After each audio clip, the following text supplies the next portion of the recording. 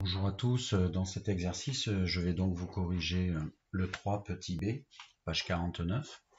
Alors, je vous ai mis à droite des rappels en vert. Donc, le premier où je suis là avec la petite lampe rouge, bon, une exponentielle de 0, ça fait toujours 1. Hein, souvenez-vous, 10 puissance 0, 1. Moins 4, le tout puissance 0, attention, moins 4 entre parenthèses, puissance 0 égale 1. Une quantité non nulle, puissance 0 fait 1, et c'est donc pareil pour exponentielle. Ensuite, exponentielle 1 se notera E tout seul, comme toute quantité. Un 10 tout seul, c'était 10 puissance 1. Rappel numéro 2, donc tous ces rappels sont issus de votre classe de première. Exponentielle x fois exponentielle de y, eh bien c'est égal, même formule que pour les puissances au collège, exponentielle, et on ajoute les exposants. Formule 3, exponentielle de x sur exponentielle d'y égale exponentielle de exposant du haut moins exposant du bas. Vous ferez attention quand en bas il y a plusieurs termes. Il faudra enlever toute la parenthèse qui constitue ce y. Quatrième formule, exponentielle x, le tout à la puissance n, un antinaturel. Ici, x et y sont des réels quelconques. Exponentielle est définie sur R. Donc exponentielle x puissance n, c'est puissance de puissance, et du coup ça fait exponentielle, ça se multiplie. Le n multiplie le x. Rappel 5, exponentielle de moins x, que j'aurais pu mettre avant, est égal à 1 divisé par exponentielle de plus x. Cette inversée permet de prendre l'exposant opposé. Dernière chose que j'ai mis en rouge qui est très importante, c'est qu'une exponentielle, c'est toujours strictement positif. D'accord? Elle est strictement, comme c'est féminin, strictement positive. Donc pour tout réel x, exponentielle de x est supérieure à 0. Ceci va être très important pour tout ce qui est étude de signes, pour les positions relatives de courbes entre elles, pour les signes d'une dérivée. À chaque fois qu'on aura une quantité exponentielle de quelque chose, ici j'ai mis x, mais x peut être remplacé par 2 plus 3x, par x au carré plus 7x plus 1, par une quantité quelconque. Dès lors qu'on passe à l'exponentielle, le résultat sera strict plus. Alors c'est parti, vous suivez ma petite lumière. On a à développer ce calcul.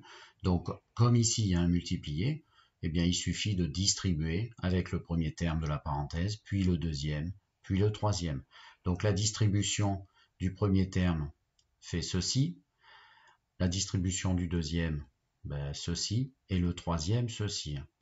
Donc après, ce n'est qu'appliquer les formules. Donc pour passer de là à là, j'applique la formule numéro 2, et du coup 2x plus 3x finit en exponentielle 5x. Pour passer de là à là, c'est encore pareil, c'est la formule numéro 2, le rappel numéro 2, et ensuite en faisant les calculs, en réduisant les x entre eux, 2x moins x, ça fait x, et le petit plus 2 qui reste. Et on ne peut pas réduire davantage. Ici, c'est la formule numéro 3. Il faut faire exponentielle de le haut 2x moins le bas 3x, il est tout seul, moins 3x tout court. Et 2x moins 3x fait moins x. Voilà pour cet exercice.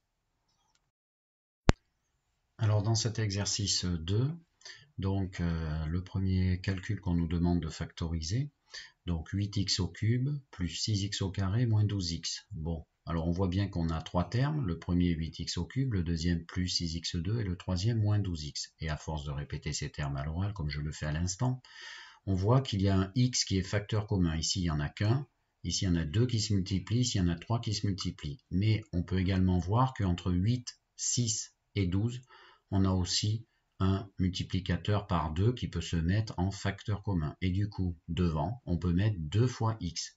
Donc, on ouvre une parenthèse et il va falloir retrouver ici, par cette distribution, le résultat de 8x au cube. Donc, il faut mettre ici 4x au carré parce que 2x fois 4x au carré, ça fait 2 fois 4, 8x fois x au carré, x au cube. Ensuite, 2x fois quoi doit donner 6x au carré. Donc si on veut que ça fasse 6x au carré, il faut déjà mettre un 3 ici. 2x fois 3, 6x. On veut un 6x au carré, donc il faut mettre également un x. 2x fois 3x. Et enfin, si on veut que 2x fois moins 6, alors je mets moins 6 parce que je veux 12x avec un moins 12x, eh bien il faut mettre 2x, facteur qui se développe avec le moins 6. Pour le deuxième, le b, on n'a que trois termes avec des exponentielles. Il faut regarder les exposants. Lui, c'est 6x.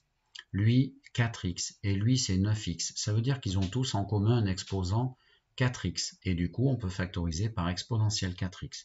Mais alors, attention, il va falloir faire attention à mettre ici ce qu'il faut.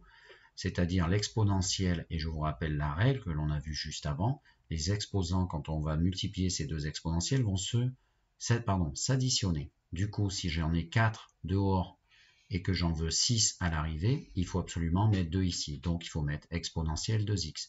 Ensuite, moins 4 fois exponentielle 4x est obtenu ici en faisant ce moins 4 fois exactement exponentielle 4x. Et ensuite, si on veut obtenir exponentielle 9x ayant exponentielle 4x, il faut absolument mettre ici exponentielle 5x, car 4x plus 5x qui alors, en développant, s'additionnerait, ça ferait 9x. Dernier exemple, exponentielle 2x moins 49x au carré. Bon, ben là, avec un peu d'habitude, quand on voit une multiplication, on pense aux puissances. 2x, c'est x fois 2. Et du coup, comme c'est une puissance, on peut l'écrire sous la forme exponentielle x au carré. Ensuite, 49x au carré, ben 49, ça nous évoque 7 fois 7. Et x au carré, x fois x. Du coup, tout ceci que je suis en train de passer, est en fait un 7x multiplié à lui-même, c'est-à-dire un 7x au carré. Résultat, ben, j'ai fait apparaître une différence de 2 carrés. Et ça me fait penser à l'identité remarquable a carré moins b carré qui se factorise en a moins b fois a plus b. Résultat, a moins b fois a plus b. Dans cet exercice, on nous demande de transformer cette fraction en multipliant par racine de x plus 4. Alors déjà, on fait attention. Si on multiplie par racine de x plus 4 en bas, et c'est ça que l'on doit faire en premier, si on veut garder la valeur de la fraction, il faut également multiplier par la même chose en haut. Maintenant, quel est l'intérêt de faire ce petit calcul? Eh bien, il est uniquement de pouvoir trouver une expression simplifiée en calcul sans ici de racine carrée. Parce qu'ici, on a a moins b, et du coup, on multiplie par une expression qui est similaire, mais de la forme a plus b. L'intérêt, c'est de faire apparaître l'identité remarquable que l'on vient de revoir juste avant, a carré moins b carré. Et a carré moins b carré, par rapport aux deux autres identités remarquables que sont a plus b carré et a moins b carré, en fait, elles se développent qu'avec des carrés, alors que les deux autres font apparaître un double produit qui est enlevé si c'est moins, ou qui est ajouté si c'est a plus b au carré, donc plus 2ab ou moins 2ab, et qui pourrait faire revenir, qui ferait revenir ici les racines. Donc en fait, la technique dite de l'expression conjuguée, hein, c'est son nom, eh bien on a une quantité de la forme a moins b, on multiplie en haut et en bas par a plus b. Si on avait eu a plus b ici, on aurait multiplié en haut et en bas par a moins b. Du coup, en bas, ça fait apparaître a carré moins b carré, le développement de cette identité, qui du coup, racine de x au carré donne x et 4 au carré, 16. En haut, ce ne sont que des distributions que je viens de faire. 2 fois 4, on retrouve ce 8, deuxième distribution. Après, moins x fois racine x, moins x racine x, pour finir, moins x fois 4, moins 4x. Voilà. Donc en gros, cette expression finale que je suis en train d'entourer, c'est l'expression simplifiée, si vous voulez, où il n'y a plus de racine carrée en bas. Par contre, il y en a en haut. On a déjà vu cette technique pour enlever une forme indéterminée du type infini moins infini dans les suites, et vous allez voir qu'on va la retrouver également pour les fonctions. Donc attention ici, ce que je mets en remarque, hein, pour pouvoir calculer une racine carrée, ben, il faut que la quantité dessous, en l'occurrence x aujourd'hui, soit positive ou nulle. Hein, racine de 0, c'est le minimum qu'on peut calculer en racine carrée. Et il faut aussi que x soit différent de 16. Alors on peut le voir plus facilement ici, ou alors dès le départ, ben, si on veut que cette division soit possible, il faut absolument diviser par autre chose que 0, et ceci fait 0 quand racine x fait 4, et racine x fait 4 quand x vaut 16, donc c'est notre valeur interdite.